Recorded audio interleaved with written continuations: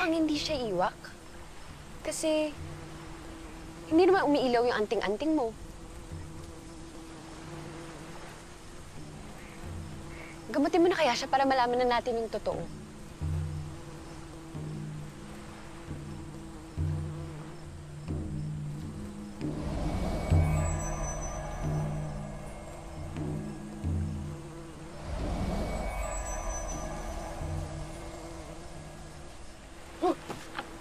Please, huwag mo ko sasaktan, tawa ko. Masasama ang mga tao. Mabait ako. Totoo yun, Bes. May mga mababait din naman na tao. Huwag mo daw lahatin.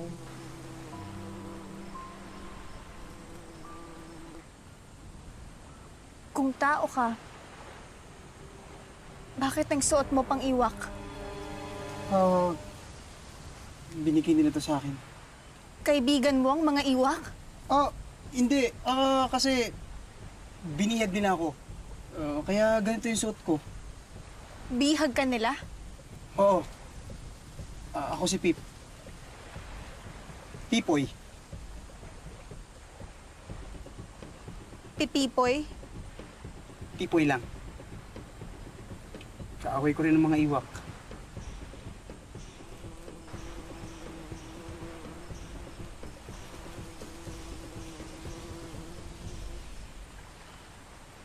Ako si Tarsi.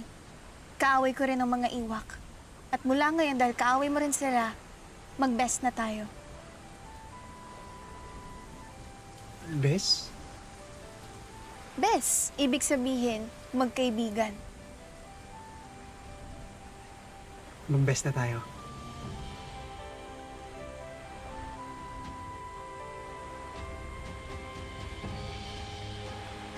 Bes.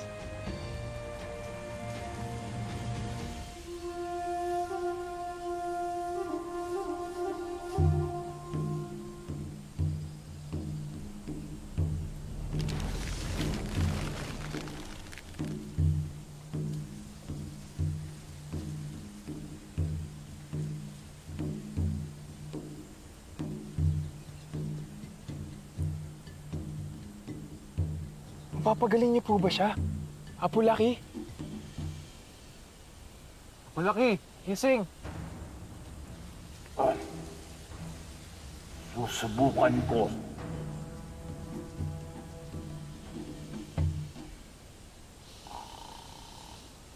Apo Laki! Uy, gising! Apo Laki! Apo Laki! Nasaan tayo? Sabi niyo po na papagalingan niyo po si Fort. Gagawin ko ang lahat ng magagawa ko. Pero hindi ko maipapangako.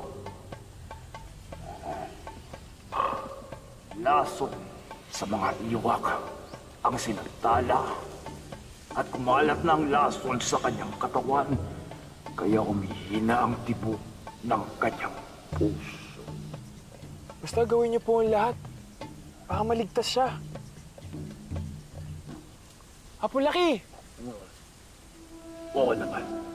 Gagawin ko ang lahat.